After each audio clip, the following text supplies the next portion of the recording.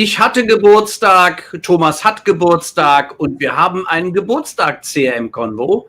Und wir freuen uns total, dass wir einen Spitzenkollegen an Bord begrüßen dürfen, Jon Reed. Und wir sind total von den Socken, dass wir jetzt ins neue Jahr reinstarten mit Schwung, Dynamik und viel, viel Freude, um auch die Perspektiven von einem wirklich enthusiastischen Kollegen zu vielen Fragen, die wir uns gestellt haben, zu erhalten. Folks, Happy New Year, and today is a very special convo as Thomas' birthday is today, and I had my birthday on the 8th of January, and I'm very, very happy that we have a real expert with us today, which we met on several virtual conferences last year.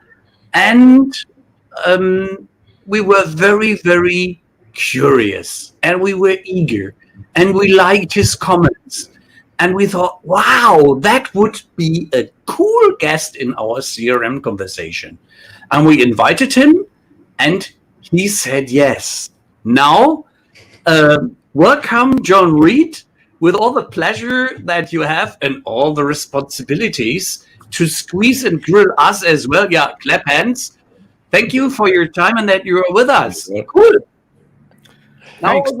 I'm always glad to be around fellow enterprise troublemakers. So let's see if we can wake some people out of their stupor today and make them glad that they're skipping on the ridiculous trappings of CES to watch something substantial and important. Today's CES. Yeah, well, then yeah, it's been rolling along. I don't have the exact schedule in front of me, but yeah. Well, ladies and gentlemen, you choose the right channel. You will not miss a thing. You are here at the right place. Jon, a bit about your background would be for my curiosity curing and also for our guests which are internationally around. Help us, please. Well, let's see. When I started in the enterprise, I didn't have any gray hair whatsoever. Let's just say that. It's been a lot of entrepreneurial adventures in the enterprise, mostly in some form of media and analytics. And Diginomica is the latest venture, which is now about 8 years old, a co-founder with 4 colleagues from the UK. And I can tell you more about the sort of burning ambitions behind Diginomica, but basically we maybe a little bit similar to what you guys are up to now, in the sense that we felt if we banded together, we could maybe raise our voice in the enterprise and also amplify the views of customers and try to represent more the project view of the enterprise as opposed to the technology hype view. Obviously, it's a delicate thing because everyone wants to understand the new tech. But anyway, so that's kind of brought me to this place. Up until this year, of course, I was living out of a suitcase most of the year, like you guys do. Mm-hmm. And now we've adapted to a different form of monitoring the enterprise, and we'll see what the future holds from here. So you changed from being a mobile Bedouin to a settled farmer now. Pretty much, yeah, a country mouse out here in the hills of Western Massachusetts. So, well, the advantage to the new way of doing things is we don't have to figure out how to bring all of the swag home from the conferences. They just send it to us in a box now. Exactly. Which creates far more waste, right? Well, you can recycle it. Will it be done? Yeah. What do you see as the main advantages of this change about not being in the need of traveling? Well, I mean, look, there's a lot of wear and tear in the travel game, and it can eat at you a little bit. From a strict kind of healthy lifestyle standpoint, I would argue it's easier to kind of keep a healthy, sane outlook at home. I think there's downsides. I think you and I, Thomas, have talked about this, but I call it the drunk customer problem. Because when I'm on the road, I hang out with drunk customers, and I don't actually drink, but nothing beats a drunk customer to really figure out what's going on with a particular vendor situation. Yeah, right. And that's really the hardest thing to transition into virtually. I mean, obviously, we all have the benefit of years of contacts and experience, which does help. But it's those moments where people really confide in you or where you can overhear things. Like, I remember about a year into Diginomica, I realized, like, you know how it goes when you're at events and there's all these intimidating lunch tables and you're tired and there's nothing, you just want to sit and eat and go to, but you're like, this is my opportunity to go sit in front of some customers and learn some things. So I learned how to force myself to sit down with customers and have those awkward lunch discussions. And over time you realize, like, you got to embrace that. And it's much, much harder to accomplish that kind of informal thing virtually. And so I struggle a little bit with that because I feel like I can't be quite as sharp in my insights sometimes without that. But, you know, you get creative and you figure out ways. So that's what we're all doing right now, is try to get creative, because this is the life we live right now. Yeah. Well, You miss now that you have the opportunity that you get people easier into talkative mode, such as with 20 beers or 5 bottles of wine. They're a lot more talkative in the bar than you get them right now. How do you ease that challenge? How do you manage? Well, I mean, some of it is the discipline. I still go to events. I mean, I try, for example, to go to events where there's some kind of networking components. Like I'll participate happily in like speed dating on these events. You know, the platforms that have like meet anyone for like 3 minutes. I've done a ton of those and had some fascinating little conversations with people. You know, once again, embracing the awkwardness, right? Like, because it can get very, very awkward to find yourself on video with someone that you've never met before. And you have 3 or 4 minutes to get to know them. But like, that's the kind of thing I've tried to do this year. And of course, still digging into the customer interviews. I mean, you can still do, I've done a lot of customer interviews in the last year, and I'm always trying to stay on top of the field lessons. So, you know, I can still get that stuff done. So, you know, like anything else, you have to work at it every day. And it's just a little bit like it's a different life right now. That's all there is to it. Yeah. Now the tougher lot is probably with the vendors who would like to disseminate information to the likes of us or other people and, well, get our brains washed, or maybe not, with some information that they think might be important to us and get our feedback. Yeah. So what do you think is the right or the best way? There is no right way, probably. The best way for them to go ahead in terms of getting an engagement done while keeping up buzz, creating buzz. So what do you think they can do or should do? And together with us, you have seen a few events that, well, had different approaches. Well, and unfortunately, most virtual events the vendors have put on have been failures to one degree or another, and that's too bad, because I've written an extensive series on this on Diginomica.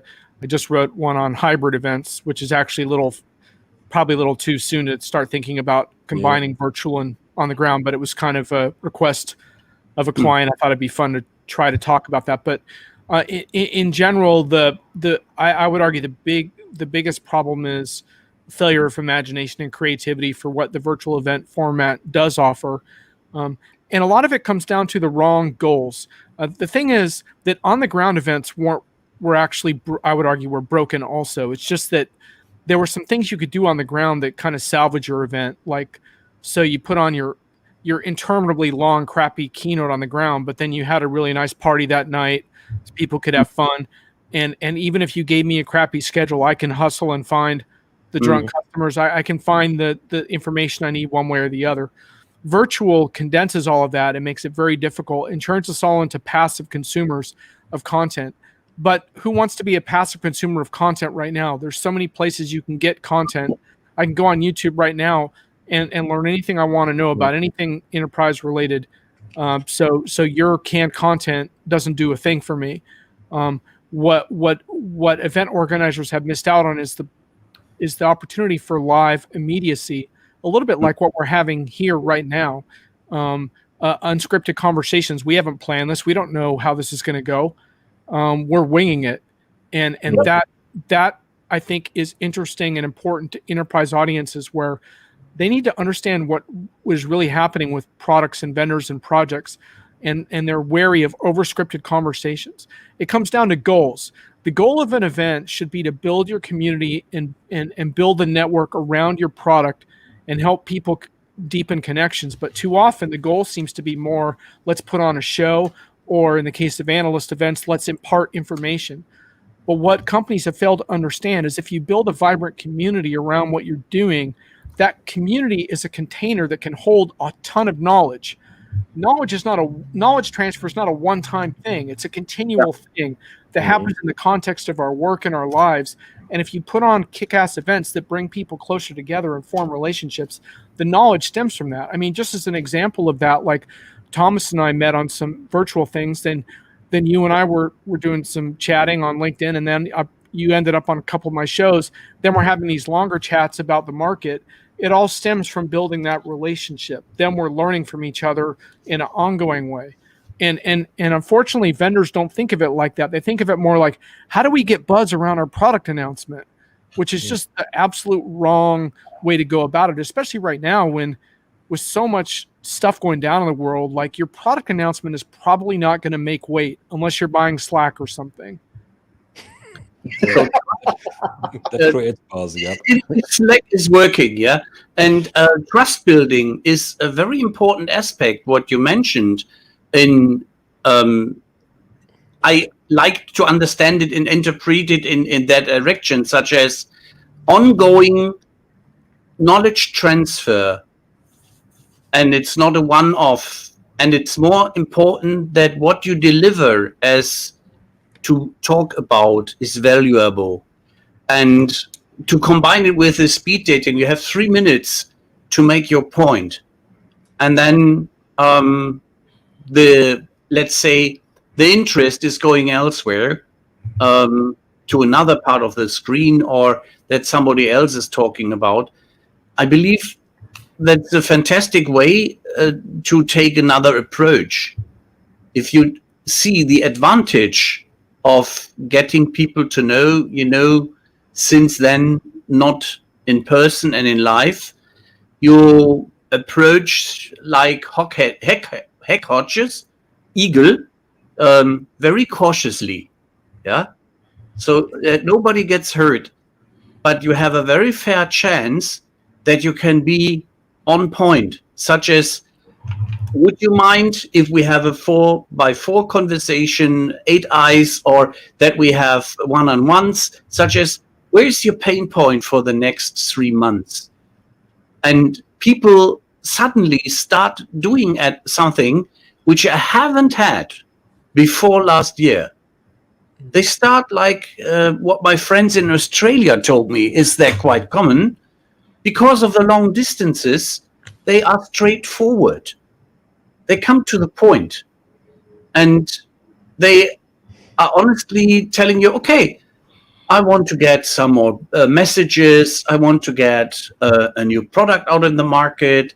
I believe that I'm on the right track when we do it like that. And what is your opinion as a market expert on that one? So one could get to, without the she and how sexy is the bride, one can come to a topic quite quickly if one wants. Yeah. Yep. Yeah, I like what you're saying there. It seems like there's a combination in our pandemic-filled world of we're more cut off, so there's more of a desire to talk to the people we see on camera when we see them. but we also don't want to be talking to a computer screen for longer than we have to. So we do get right to the point. I like that. Jon, who do you think have had the best digital events so far? We're not going to ask you to point out the worst ones unless you really want to. But who do you think's moving it in the right direction so far? Well, as a general rule, people got better through the course of the year. So some of the events that happened later in the year, I think went over a little better. But I really haven't been to any vendors in our space that I think really nailed it. I think it's more a matter of like different folks did some things right that are worth noting, but I don't think anyone's pulled off like a completely like great event at scale. There have been some nice analyst events for sure.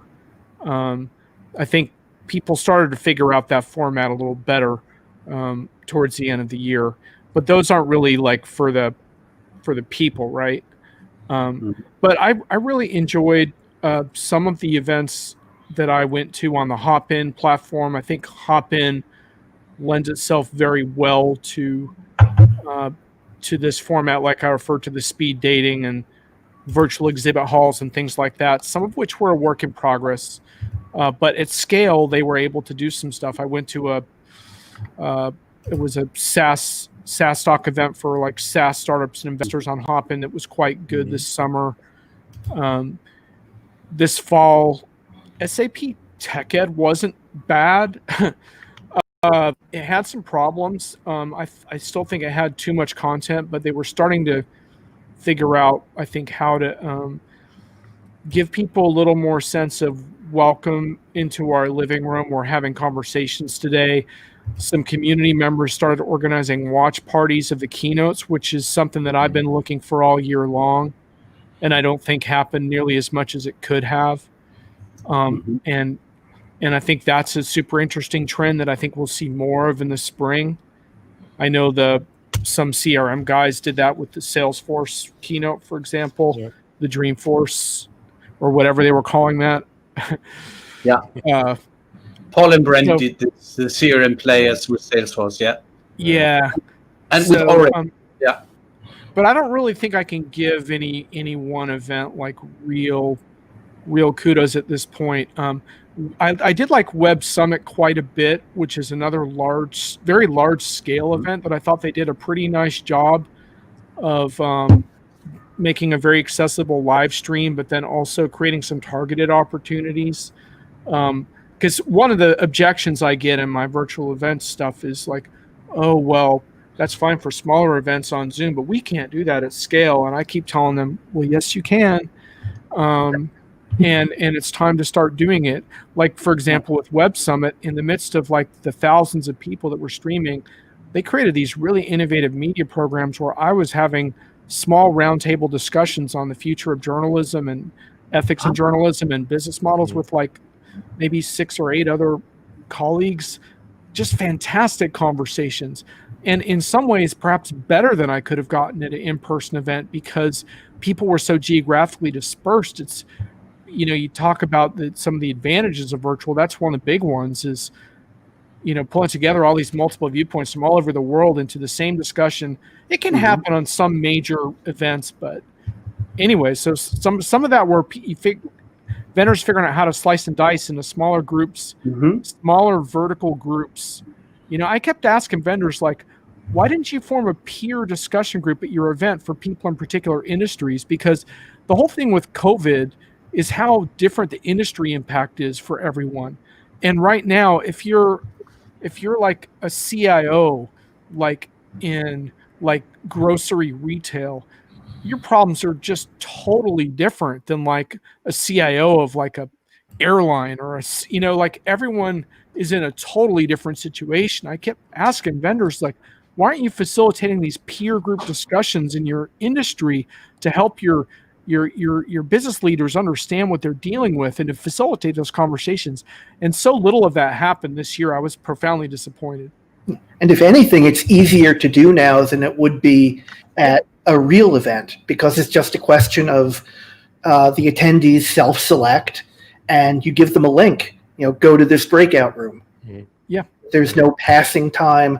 There's no getting into an accidental conversation on the way. It would be so much easier. Yeah. I mean, accidental conversations are wonderful. It's one of the best things about a live event that, we're always going to miss in the virtual world. But it does occasionally keep you from getting to something you really wanted to go to. Do we always miss them? Will we always miss them?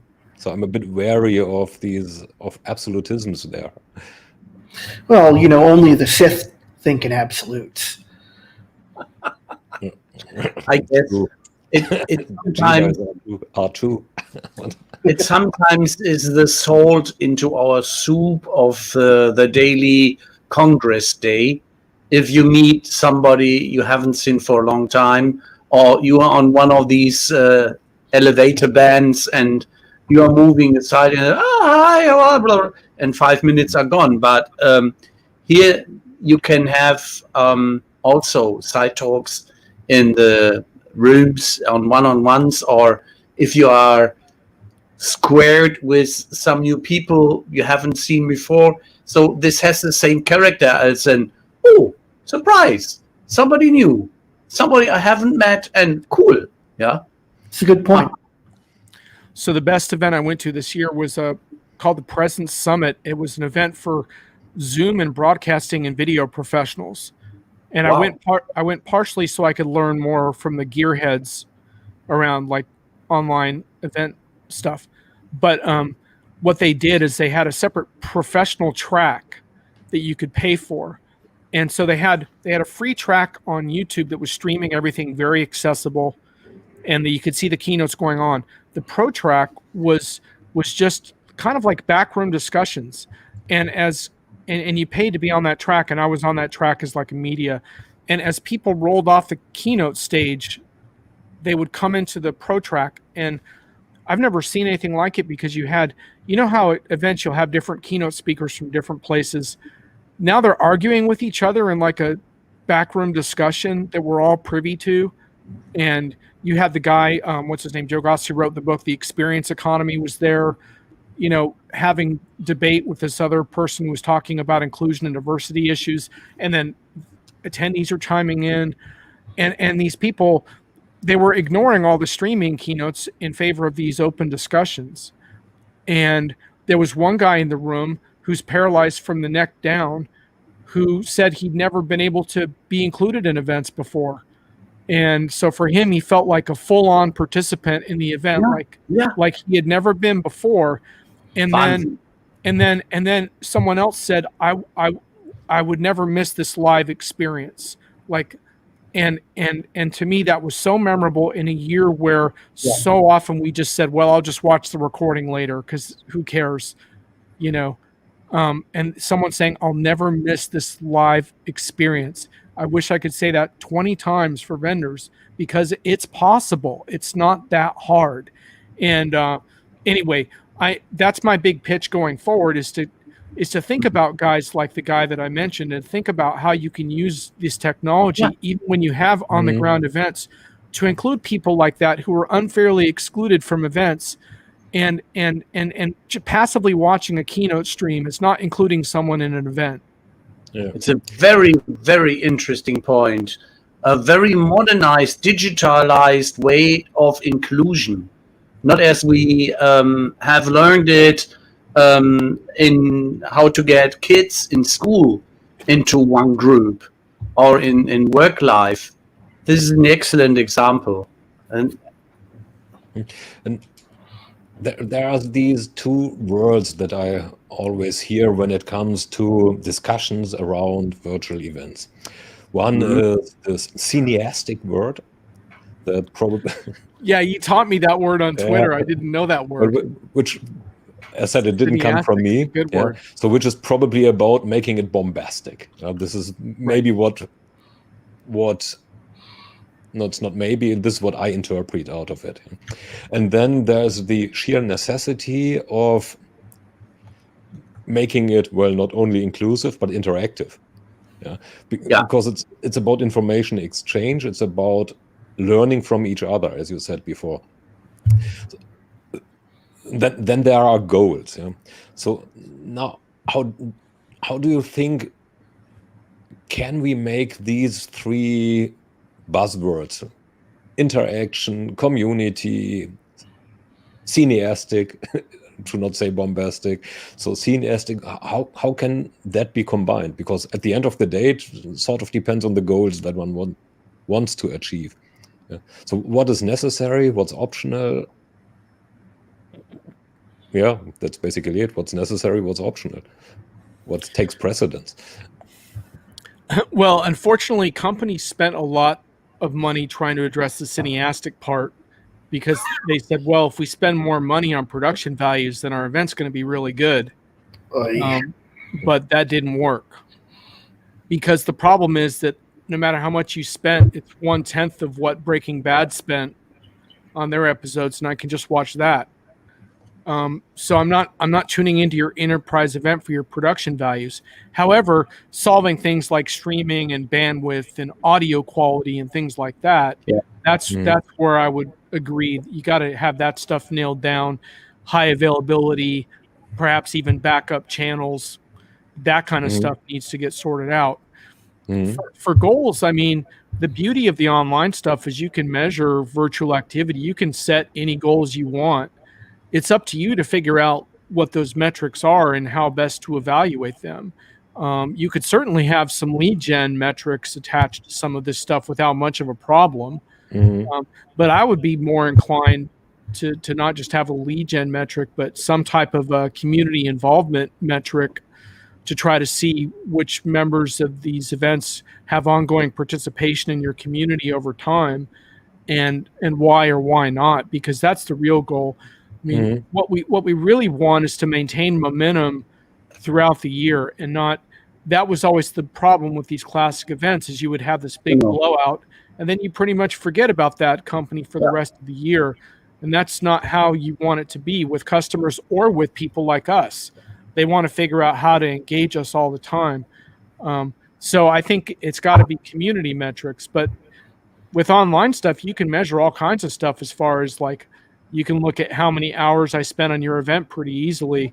So that could be one criteria, is how much time did I spend. If you can get me to fill out a survey, you can get a lot more data that way. As you know already, Thomas, I'm not a big survey fan. Yeah. But in the case of an event, that's one thing you can try. Okay, so now that leads to a bit to the topic of experience. Well, it's all in there. It is an event is an experience. So what should the experience then be? Good one. Well, okay. So first of all, in one of my most recent virtual events pieces, I write about how, especially in B2B, the companies should not be trying to compete on. It's a battle for attention and all of our conflicting priorities. Don't compete on entertainment. Compete on relevance. So, relevance is, can you make a difference in my work life, in my professional life, with your content and with what you're offering me at this event? Can you, and ultimately, can you make me a more connected individual in my industry? Can you help me to connect to people that I can learn from in the future? Can you get me better connected to product managers inside your organization so that I can get my questions answered in the future? I mean, to me, it's always about like building up that long-term sort of connection between the vendor and its constituents. That's really, that to me is now, okay, well, what kind of experience was that? Well, it's an experience that unfolds over time, because I measure it not just on the caliber of what happened, but on what I take from it. Let me give you an example. Like, I went to a virtual event where there was a pretty good I think music at virtual events is pretty bad because you listen to the webcam speakers, it sounds crappy. But the guy put on a pretty good little acoustic concert. He wasn't a famous musician. It was about 15 minutes, fine. I enjoyed it. It was a nice experience, but that doesn't attach me any further to that vendor or that vendor's goals or their products. It was nice, but honestly, I forgot which vendor put him on stage. So there's no connection there long term. Whereas if I had made connections with 5 people from that vendor on LinkedIn, then they could be messaging me or I could be messaging them. So I think, Tom, I guess I would ask you, does that count as an experience? Like, because for me, it does. If I take a bunch of connections from the event, I count that as part of the experience. I look back and I say, wow, that event paid off for me because now I have all these interesting connections I didn't have before. But you can tell me, does that count? I mean, it wasn't technically part of the experience, but it was part of the value. Absolutely. And I'm not Thomas, but as the before birthday kid, I'd love to put it right in front of us 4. We have met on one of these analyst summits, and there was not the music, but there were honest, straightforward discussion, which showed up, hey, that's a guy I would like to talk more in depth. He has a lot to say, and he is very knowledgeable.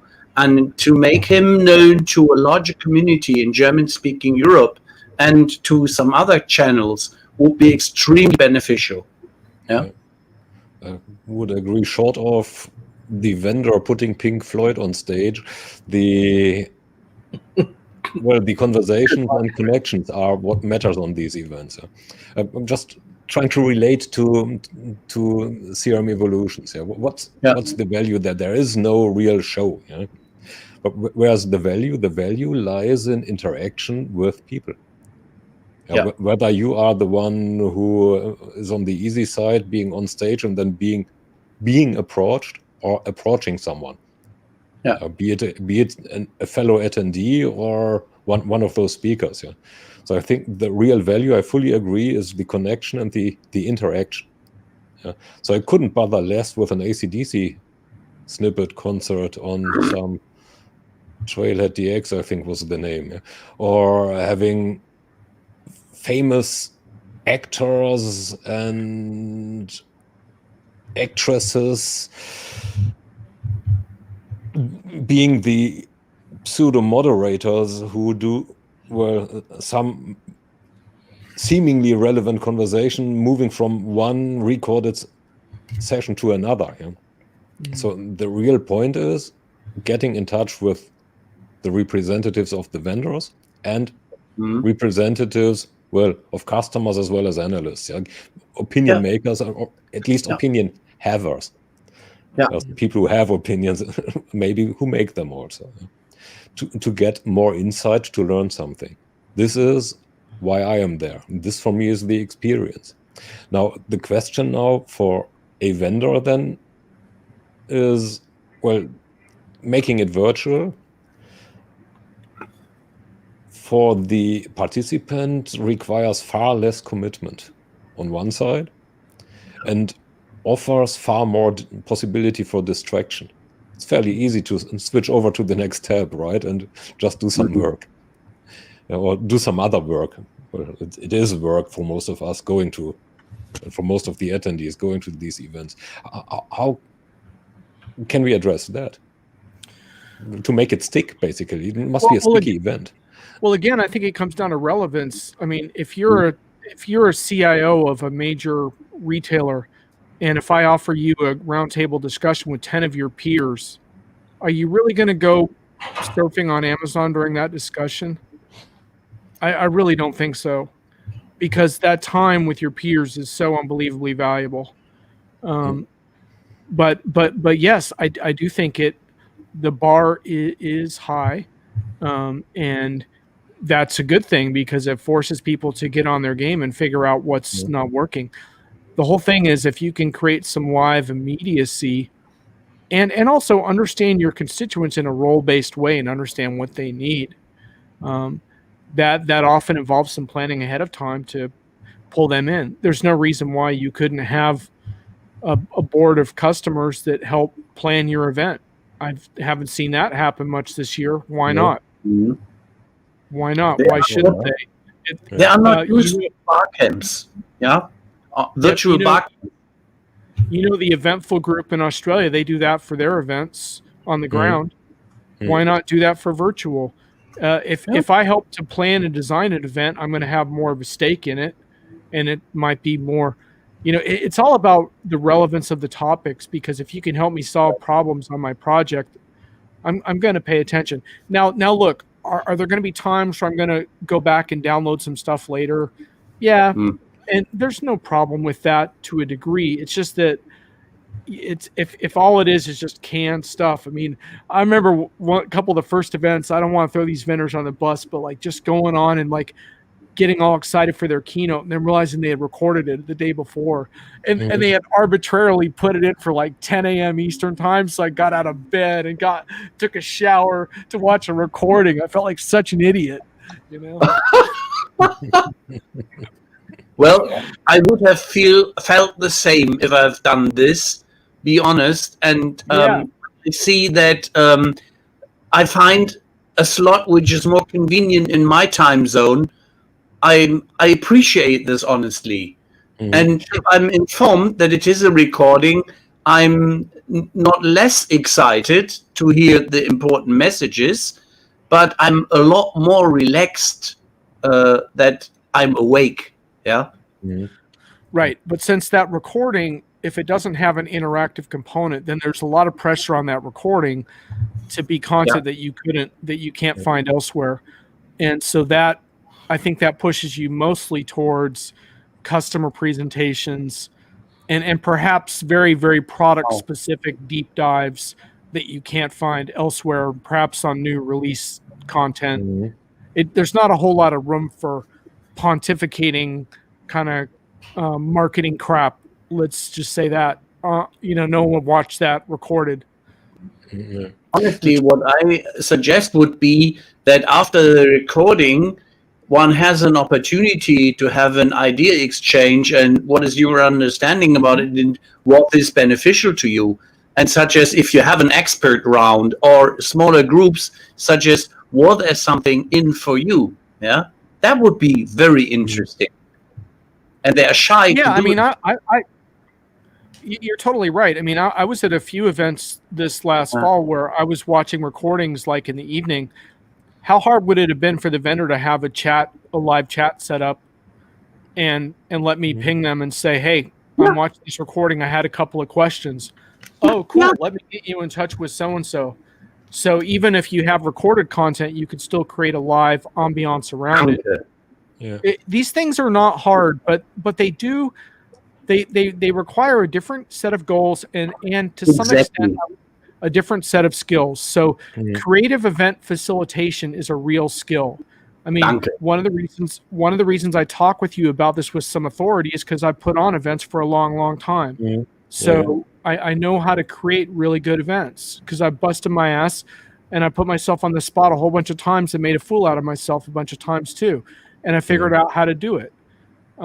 I did this one thing at this one event I put on where we had 200 people in the room, and I told the panelists, this is not going to be a panel where you pontificate. It's going to be audience-driven. We're going to run microphones through the audience. I told the audience, I'm not filling this with filler questions. If you don't ask questions, we're not doing anything. You could have heard a pin drop, and for like 3 minutes, I made everyone sit in silence, totally uncomfortable, because I knew that eventually they would have to break the silence because it was so uncomfortable. And what they really wanted me to do was spoon feed them another boring panel with a bunch of canned crap questions, like every other boring panel. And instead, I forced it back on them. And eventually, the most wonderful conversations developed as they came out of their shell and realized. But see, it takes practice to learn how to do that. And a lot of vendors don't have this skill in their marketing and event teams, and that's part of the problem. But they need these skills desperately because on-the-ground events need the same elements, and they just don't have nearly enough of that on the ground either.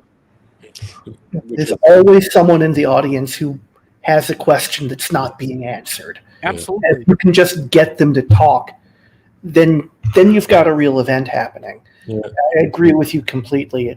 Every time I've had to be the facilitator of an event, I will always say up front, please, if you have questions, bring them. The best sessions come when they're driven by the audience. Yeah, Absolutely. Yeah. That's what's so great with the evolution breakfast with the influencers. So there are a couple of warm-up questions, and then it's audience, and that keeps people really thinking.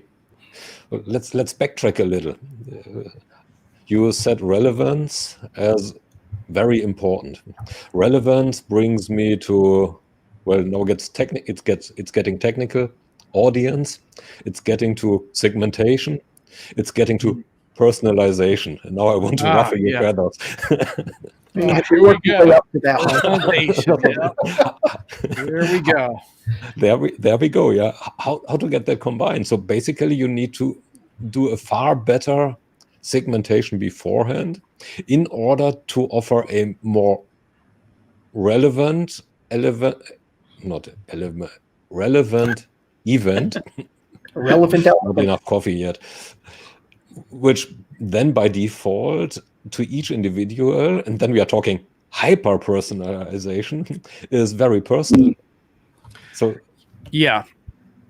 And I just wrote a piece on my critique of hyper-personalization on Diginomica, which I can get into a little bit, because I think my views on it are a little different than a lot of people. But in a nutshell, the way I would describe this in an event context is I make a distinction between personalization and hyper-personalization in this regard. I view personalization as more like not pushing the envelope quite as much, but kind of looking at it in terms of segments of individuals. Hyper-personalization is a much higher bar in my view, because now you're really talking about a one-to-one, perhaps even real time. Of course, we're being told that AI can do this. That's bullshit. We can talk about that. But in the context of an event, if I were an event organizer, what I would do is I would mostly do personalization. In other words, I would think about what are the roles and industries of my customers, and how can I get them into industry-specific settings that are going to suit their roles and needs? Because, like I said, so much of the pandemic is playing out by industry. It's the industry discussions that are paramount right now, not so much cross-industry challenges. And then for hyper-personalization, where I would translate that is the top 10% of my customers are going to get a more personalized event experience than everyone else. And that's going to be done probably by some personal reach out, helping you to plan your schedule and all that stuff. I never understand why people don't segment their most profitable and important customers and treat them differently when they have ample opportunity to do that. What do you think of Bob's comment? It'd be interesting. Virtual events will move to in person.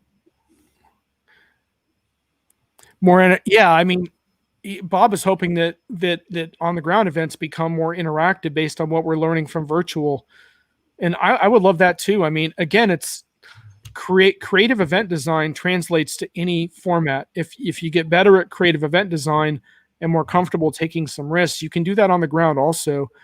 But it does require stepping back from this kind of mentality around like, oh, let's blow them away with this cheese fondue, reception, there's so much of a focus on entertainment. And I understand to some degree why that is. But the thing is, if you need to entertain the shit out of your customers so much, like, is there a problem? Because the thing is, like, if you really love your product and are passionate about it, you shouldn't need that much. I mean, Salesforce is the classic example. That's because I go to Salesforce shows and I see these people waiting in these 30, 45-minute lines to go into the most sessions I would consider boring, and they're not unhappy at all. They're not even complaining because they have this passion for what they're doing there. And I'm like, wow, and they're not the only vendor that's accomplished that. I mean, I noticed that at Tableau, which of course is now part of Salesforce. Tableau's got that with Data Geeks, same kind of thing. But the point is, like, isn't that passion what you really want, not some kind of faux excitement? So yeah, you got to have that passion, but then you need to create interactive ways of developing it. Well, in general, I'd say what Bob says relates a bit to your hybrid events, right? Yeah. Yeah. Yeah, I mean, I'm making the argument that the future events should be hybrid and not just streaming keynote, but and I wrote a piece about it and I haven't figured it all out yet, but I think when we go back to on the ground, I think it will be a gradual thing and we're going to have a need to include these broader audiences and we're going to hopefully figure out the advantages of those formats. And to Bob's point, like maybe we can make on the ground events better because on the ground events weren't that great. I'm sorry, they weren't. No. Let's not be too nostalgic. Yeah. It was great to see everyone's smiling faces, but the events themselves were not great. Let's dig a little into the sacred keynote. The keynote is basically used for taking the microphone and blasting it out. Well, basically it's a bullhorn, blasting it out. How do you imagine a keynote can be made interactive? Well, the first thing is the keynote's got to be limited to no more than 1 hour. That's it. 1 hour and I'm off. No more 3 hour. My butt is permanently planted to my seat. No more of that. So that's the first discipline is get it down to an hour. And that's the first step because I don't think most vendors can handle it. I don't think they could get it down to an hour. There's too many egos. There's too many people that need to strut onto the stage and show off this or that. Nope. 1 hour. And I don't mean like 1 hour in the morning and 1 hour in the afternoon and 1 hour here. I mean 1 hour per day. That's it. Then we're on our way to our educational sessions, which are way more important to us than your broadcasting opportunity. Then once you get it down to an hour, you start looking at what can you do within that hour. One of my favorites is customer-led sections of the keynote. I think it was it Domo that did this, where they had I think they had a customer running their own customer panel. How cool was that? No executives on stage at all. Most vendors would be so terrified of that, but it's like, come on. Yeah. If your customers love your product so much, let them just take it from there. Hand them the microphone and go sit down. Let them talk for a while. So that's one thing I would do. Most vendors don't have the guts to do it, but it makes for really interesting content. And the beauty of it is they're not polished usually, so it's a little awkward sometimes. Right. And what's wrong with that? Nah, nothing. It's honesty. It's if they are a real fan, you feel it. It's from the bottom of their heart. And this is what is so much missing. This pre-styled, pre-directed, pre-set up. I've had it. Yeah. And this year the advantage. Yeah. John. And let me just run another one by you that I've never seen. What if you had a Grill the Executives keynote segment where you put top 3 executives on stage and put 3 customers on stage and the executives had no idea what the customers were going to ask. And now, Thomas, would you not watch that? Would you not find that entertaining? Yeah, very. I would. This marvelous. A hot chair for the CEO. Yeah, and it would be honest. And it would be honest. Because Mr. Benioff, what the heck do you think is worse that crap that you bought together for a master billion, and you honestly don't know how to get the money in the bank again? I would love to ask that question in a more polite way, but I'm very stunned if I get an honest answer. Yeah, and I would say the same in a less pointing way to Christian Klein as well, such as is the first approach to get some of the bandwagon you have in your trailer to get it sorted, in getting this one out and this one a bit sorted, and to focus on the stuff which is the pain points of your customers. Yeah, that would be the sexy one as well. And I'm sure I would find for Oracle and for all the others I haven't mentioned some interesting questions as a visitor, not as an analyst. Yeah. I love that idea. I really love that. Here's Bob. That's a question that begs an answer. How do you really feel? Don't hold back. Oh, yeah. When has Ralph ever held back, Bob? Honestly. Bob, I am an independent analyst because nobody, I repeat, nobody wanted my honest thoughts in his area, ears or eyes. I'm no longer large enterprise compatible. Yeah. The career limiting factors are all against me. I have to be independent. And these people which can stand my honest opinion, they love me. But it's not too much, I'm honest. No,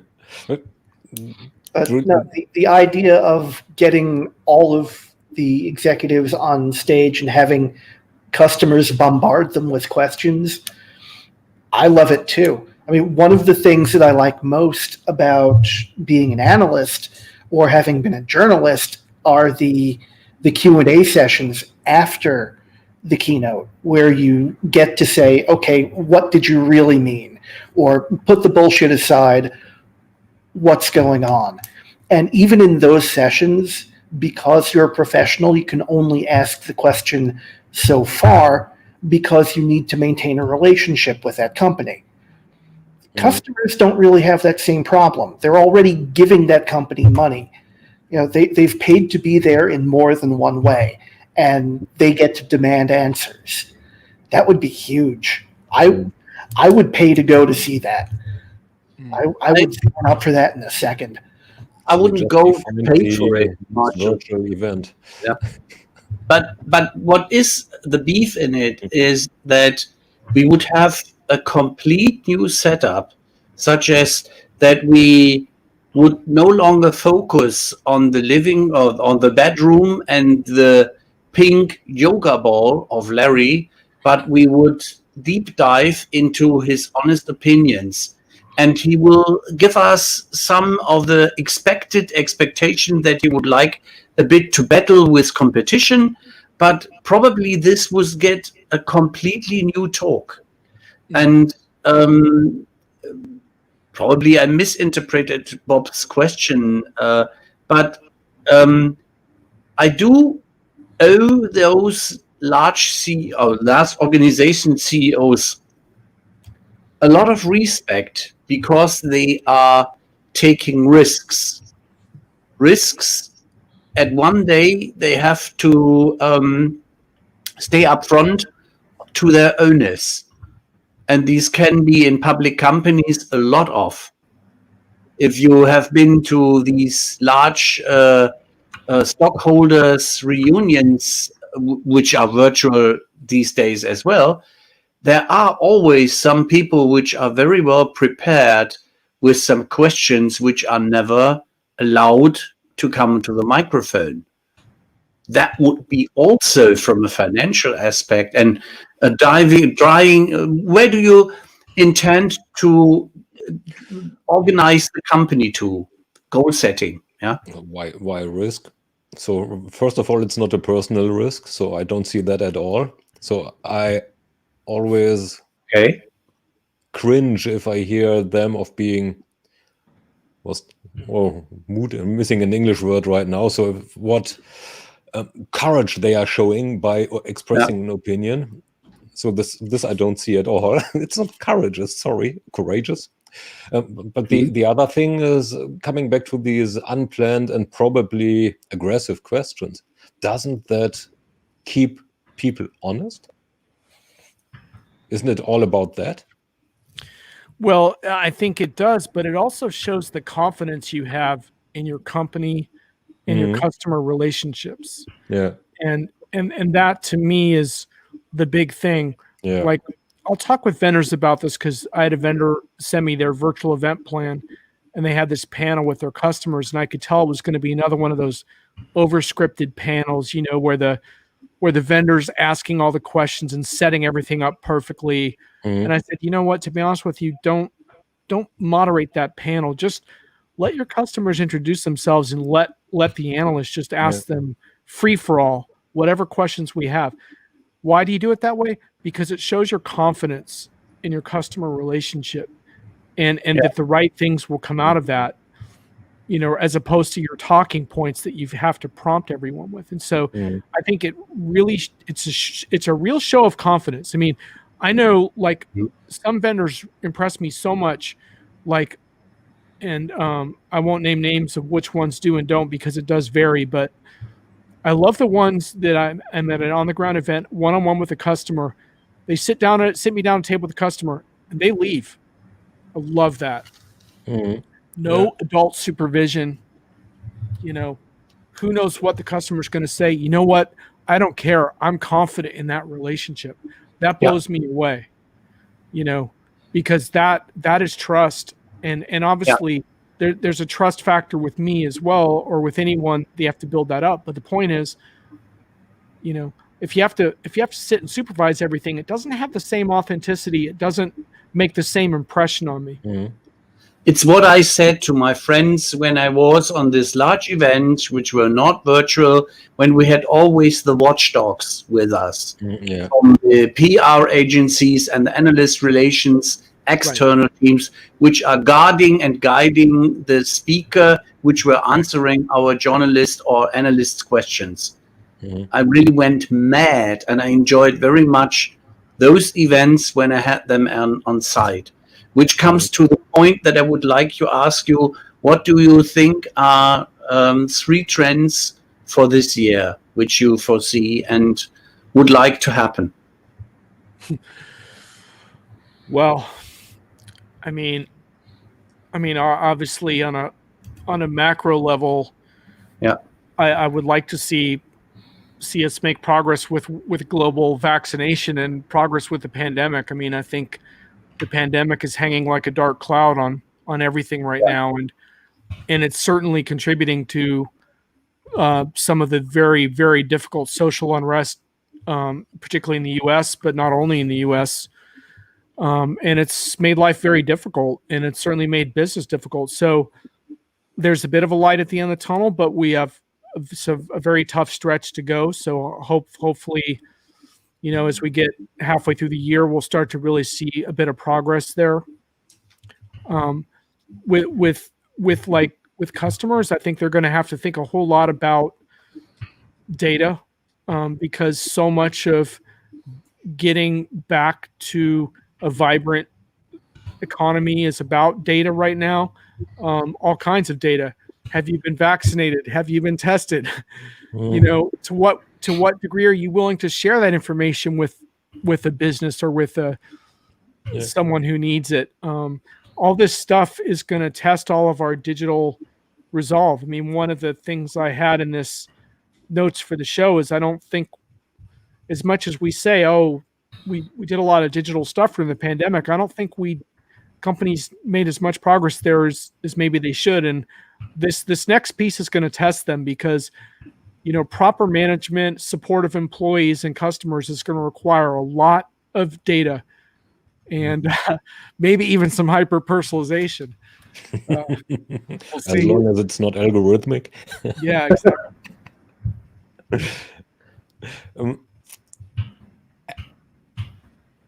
Well, talking about algorithmic personalization, how to improve that as part of this trend? Well, that's a really good one, right? I mean, I think there's so many pieces of it, right? Like, we need to be more transparent with our algorithms. I had a tech support call recently with Bank of America where they were like, well, that's what the algorithm does. I tried to explain to the tech person, like, well, actually, someone wrote that algorithm. It can be changed. That was news to them. Ouch. So, so part of it is transparency. We need explainability on how these systems work, what they're designed for. All kinds of regulations are coming out around that. I don't know how many of them will be effective.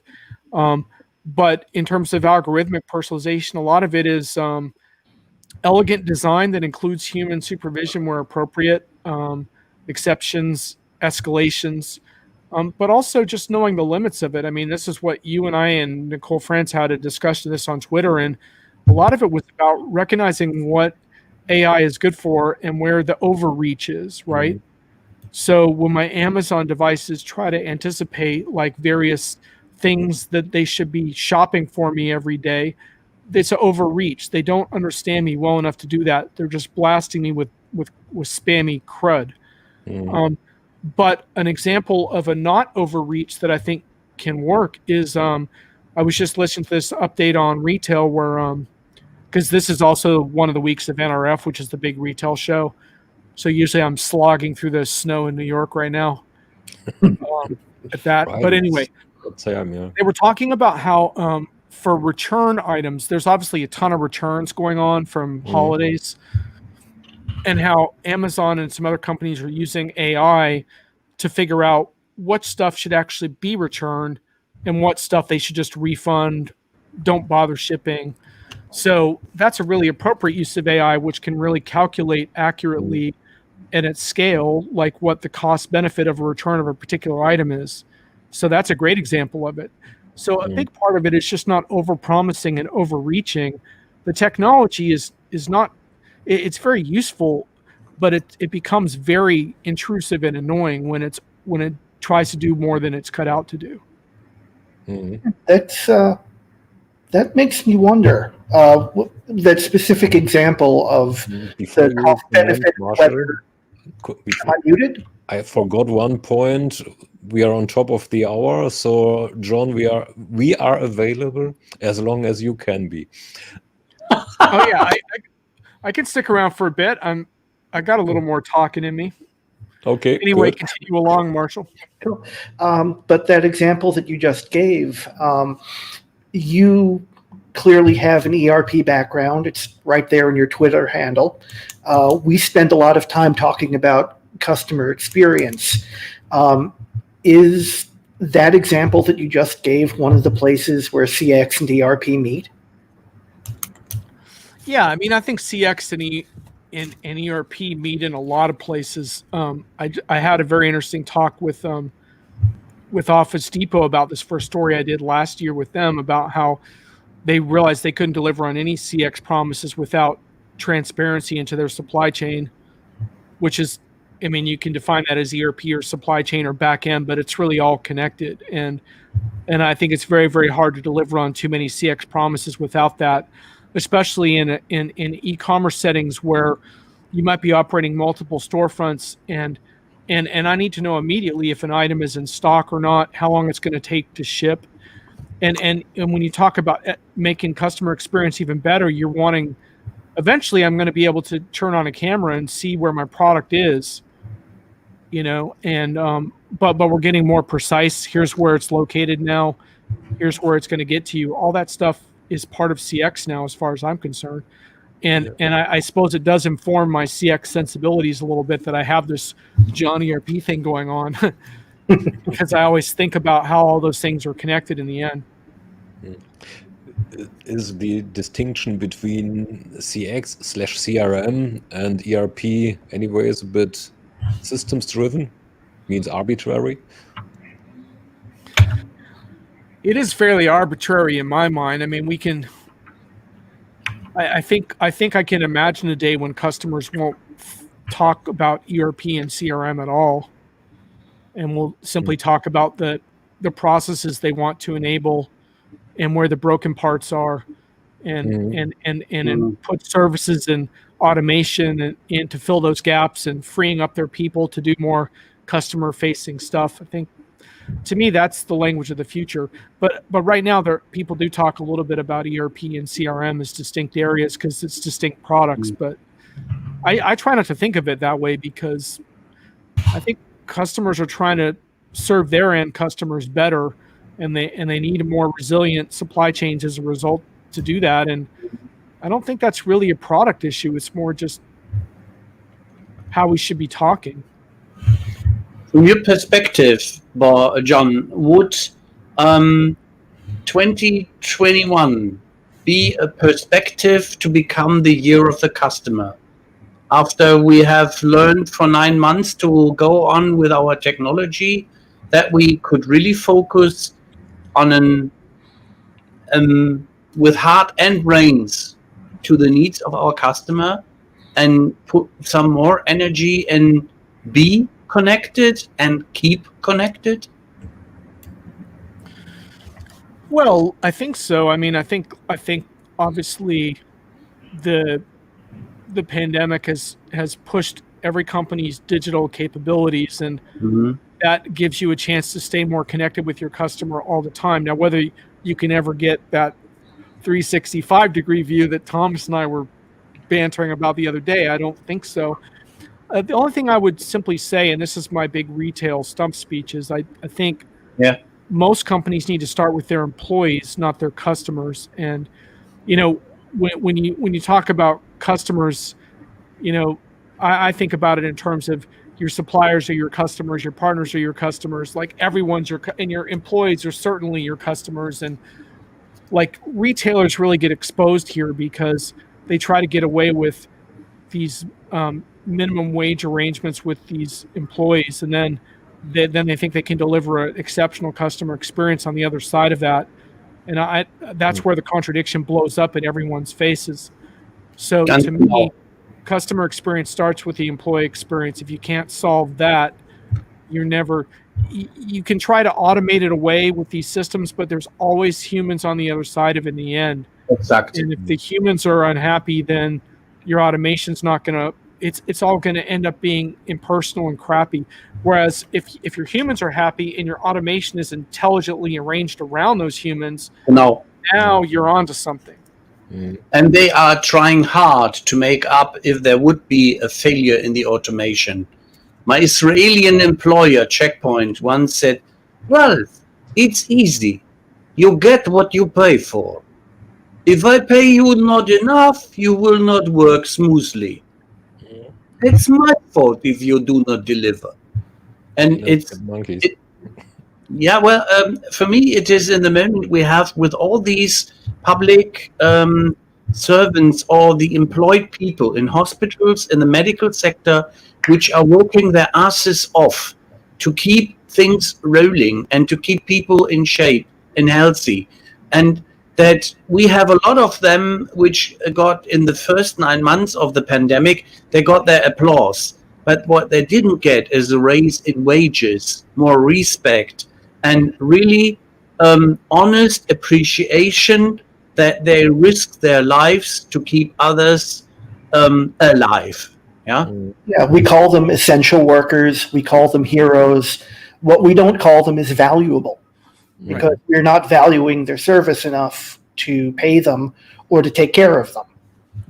And this, Bob, if you're still listening, is a very honest expression of what I feel, as I foresee as being an analyst, to some of the customers which said to me after 3 months of the pandemic, no, we do not need your fantastic consultation because in September everything will be over. And I said, ma'am, definitely not, sir, definitely not. And my prognosis would be that I would love to see a lot of people getting their injections, vaccination, and that we make progress. And that we foresee that there will be mutations and that we have the brilliant minds which are prepared for that one as well. Because what I miss in this situation is sometimes a friend for a beer, which is not virtually. This I honestly miss. Yeah. Well, let me just give you one quick example. I mean, I don't want to be a downer, but I was reading that herd immunity requires 90% vaccination. And I feel very comfortable saying that there's at least 10% of Americans that aren't willing to get vaccinated with the coronavirus vaccine at this time. Now, will that change in the future? Perhaps. So if you don't have herd immunity, then and I'm vaccinated, but I know that I could still be a carrier, which is a fact. So now I have to think about the ethical responsibility, the fact that I need to wear a mask, because even if this other person refuses to get vaccinated, it's still my obligation to wear a mask. This idea of normalcy and masks is not really very compatible. So suddenly, when does normal come back? I think people have to really step away from that and start thinking about how do we make the best of things as we head this new direction that we are going in. I think it will definitely get better this year for sure. Yeah. But normal is a very strong word, and so, like, to your point, a lot of employees have been on the front lines of this, and they really have gotten not a whole lot of good treatment. And so I think one thing companies really have to do is really make a decision on what is the role of bots and automation in CX, and are you trying to eliminate jobs? Are you trying to empower your workforce? How does it all work? Because too often when I call up like call centers and stuff, I can tell the automation is just designed to get rid of me. It's not. There's no coherent plan to engage me in a thoughtful way. And I finally get a human. They're unhappy. So I just think we have a lot of work to do around making CX a reality, and we haven't even talked about the data silos and the data platform problems as well. There we can get ourselves riled up. Yeah, that's another session in itself right there. It is, yeah. Just another thought in that direction. So normal, I think, is a big word. But now, having lived in another normal a while ago, back there, 2009 in New Zealand, life was perfectly normal. What happened then was a devastating earthquake. Yeah. Which was something totally unnormal, of course. Unexpected, hence unnormal. So now, not having experienced something like that and not having thought about something like that, you think, okay, this is a big shake and then it's all over. Now it's not. You will have thousands and tens of thousands of afterquakes, which is on a far lower scale of change of perception, changing your normal. So there was a new normal. So whether Esteban and other people are blasting that notion, there is a change of what you perceive as normal. The next shake, a few months later, we were able to perceive, well, this is not a big one, so don't worry, don't care. It's just a bit wobbly. So this will be the same here, I hope. Yeah. Well, one interesting thing too, one of my colleagues, Derek DePries, wrote this piece on digital leadership this year, and he made this point. I started thinking about it, which is that this has gone on so long now that we have developed habits. Like, we're not just coping for a few months. Like, new habits have developed, and some of those are not probably going to change. And so it's going to be super, super interesting to see where this all leads. I mean, I would like to think that one of the things, getting back to Bob's point on events and stuff, maybe we've gotten a little more real, like maybe seeing each other in our various domiciles and having our Zoom, misadventures and stuff. Maybe we've peeled off a layer of veneer of pretense. Maybe we can be more authentic with each other, and maybe we can kind of help each other more. And I mean, to me, that's the more optimistic side of this. Is maybe this makes us better people in a way. Empathy is very important, and one of my personal foreseeing or my trend analysis is if I go for 2021 as year of the customer, to become more connected, to become more relevant to my customers, I have to show more empathy and dive into his needs and his pains. Well, empathy is what enabled us to succeed as a species. We work together. It's how we manage. We don't have teeth. We don't have claws. What we have are great big brains and the ability to team up. A lone wolf is a dead wolf. This is why we group up. You're absolutely right on that. We're not even wolves. Yeah. And another one, so probably if you're up to it, John, employee experience versus automation. I agree to quite an extent that automation helps that people can concentrate on, well, the more interesting stuff. Let's say it like that. Whereas the machine does do the more machine stuff. So, however, history showed, and I don't know whether history repeats in this case, history shows that after some while, this leads to an efficiency gain, and an efficiency gain leads to a situation, yes, a few ones have a better experience, the other one have a different experience somewhere else.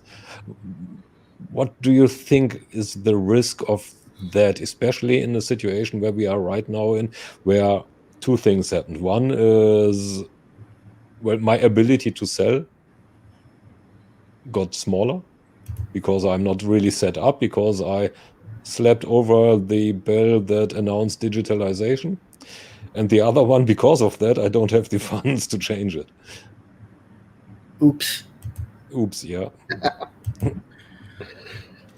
Well, look, I mean, I think like there's a difference between like the short, medium term and the longer 10-year outlook. Like if I take a 10 to 20-year outlook, I assume that probably most truck drivers aren't truck drivers anymore.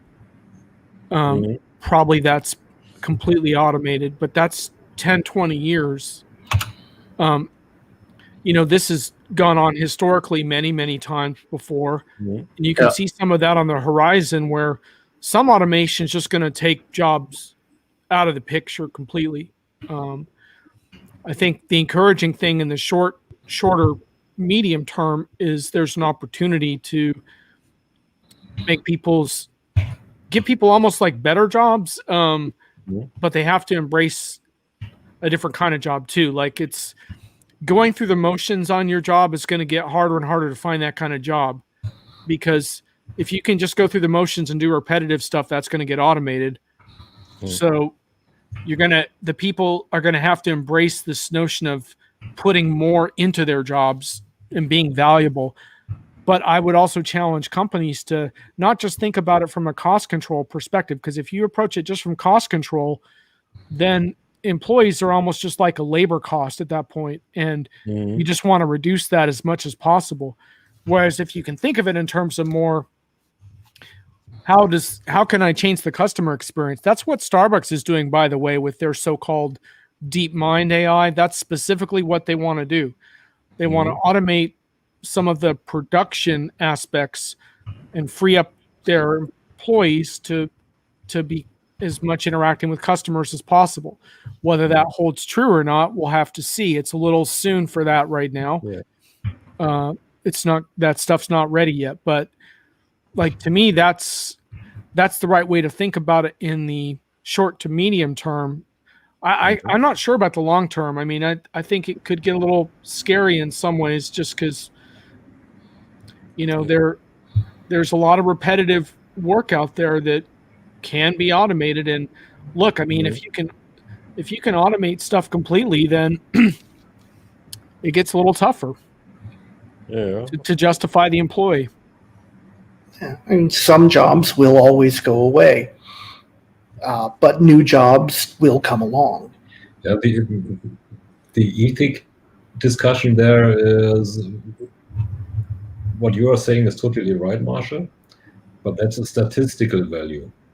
Yeah. Whereas the other one is highly personal. Yeah. Personalized. I just lost my job. Yeah. Doesn't help me. Yeah. At the very least, I have to retrain. And I too am not in a position to. I don't even have an opinion right now how to handle that. I don't have a clue. It's just fog right now. I will say that I do run into a lot of younger people that don't feel as much urgency around these issues as I think they should, especially in service industry professions and stuff. And I try to imbue a little bit of that urgency, because these transitions are going to happen, and that's a whole nother show, is how to stay employed in this as we evolve into this intelligent workplace. I'm using intelligent in quotes. I'm not sure how intelligent it will be. Yeah. It will be different. But anyway, I think for now, I do think that companies can win with automating the administrivia and putting people in more value add roles. I think they can win if they do that. It may not be the only model. I don't think it's Amazon's model, for example. But not everyone should try to be Amazon and imitate Amazon. That's one of my big things is like, why would you try to compete with them? Why wouldn't you try to redefine a market that they can't do very well in? Like, for example, they're terrible with last mile delivery. Like, if I was in the exercise equipment business, maybe I would, not right now in the pandemic, but put the pandemic aside. What if I had people in your neighborhood that would come in and set the whole thing up for you and show you how to use it and even give you some training on it? Amazon doesn't do that. No, you're absolutely right. Cool example. And on the factor, a very personal answer to Marshall, aside of this, the statistical aspect, that if something is going and you get unemployed, and I had this experience twice in my business life, and believe me, those were not my most pleasant moments. And my wife already knows when I'm sitting at the middle of the day with a large bowl of cognac, I've got fired again. Yeah. Such is that I said there are reasons why I'm independent now. Yeah. So what happens? You're independent. Well, I can fire myself, or I can get into disharmony, and I can struggle with myself, which I do every day. But at least I smile, and I keep smiling, because if I have a healthy disagreement with my co-colleagues, which are here, this is always a fun factor because it's never unpleasant. It is honest talk and honest exchange, such as with my kids, my 3 grown boys, which are going into projects with me right now, and which I learn massively about. And Marshall, the fantastic aspect of, if you get the opportunity that there is job enrichment and you have a possibility to take up with your expertise from the old job and the expertise from your life experience, that you get valued for being an elder and not a young one. If you don't have still this to be young, the German word is Jugendwahn. Yeah? Such, I missed the proper translation. Yeah, being obsessed with youth. There's no real word there that I know of in English. This can get you crazy, especially if you are not a fan of the Japanese attitude of looking to the wise elder people which have their experiences. They might get some stubbornness in some parts of the thinking. And if they get 90 or they're not mentally still in shape, they might get distracted a bit. But it is, from my perspective, always a smart move not to judge first, but to listen first, to look for the opportunity, and to look for the good in everything which is happening, as there are a lot of positive things which are happening.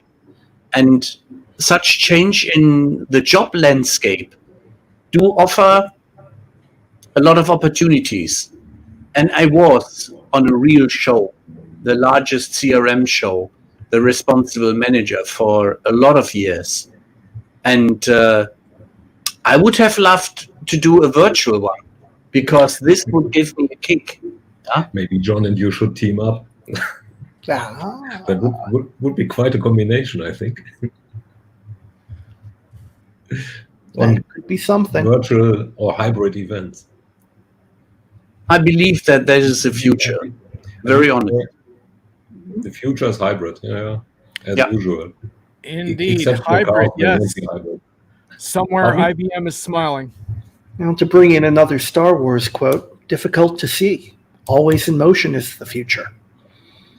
Oh my God! And I'm just not going to do my Yoda voice, because there's Yoda. Yeah, you don't want that.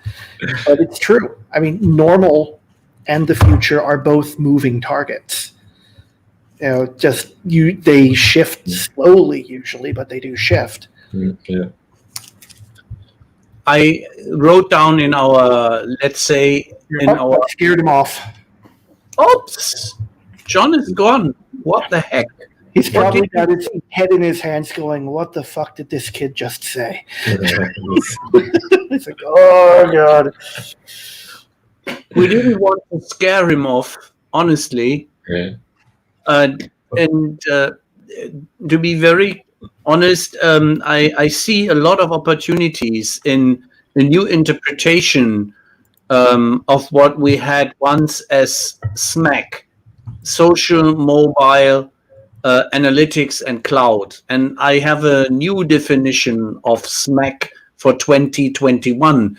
And I hope, Jon, we didn't scare you off. Oh, he's back. It wasn't last week. No, had real life intervened. I had my building managers locked out of the building, so I had to let him in. So It was empathy. The pandemic life. I would call that building mismanagement. Yeah, exactly. Zing! Did you actually use the SMAC acronym? He did. Yeah. Wow, you should get smacked for that. Yeah, I love that one because if I do not provoke, people would get annoyed because they miss something. It's like mistakes in my text writings. But I have a new interpretation of SMAC, such as I wrote it down. Oh my God, that's a lengthy one. Yeah, so what? It might be not for today, but I believe that if you get some more up-to-date components in it, such as not the social, but social selling and smarter selling aspect, that could be very interesting. And I believe that simply analytics is no longer fascinating. It's the combination about smarter analytics, it's about artificial intelligence, and how can one combine that to job enrichment and to better prognosis. Yeah. And I could continue with the M and the C. Yeah. Which again is a convo in itself. But the abbreviation should be found. Agreed. It sounds like we've come up with fodder for at least 2 more sessions. Yeah. So maybe we should call it. Maybe we should call it a day now before we stretch on into dinner time. Yeah. Well, we got through the S anyway, so that's progress. Yeah. We could do the M next time. Right. That's a commitment. So we have it on video, live, tape, and uncut. Excellent. Guys, that was really, really enjoyable conversation. Thanks. Really enjoyed hearing your views on everything. That was fun. Great pleasure having you here, Jon. Yeah. It was an honor. Thank you very, very much, Jon. Crashed the CRM party. Lived to tell. So great. Bye to the audience. Thanks, everyone.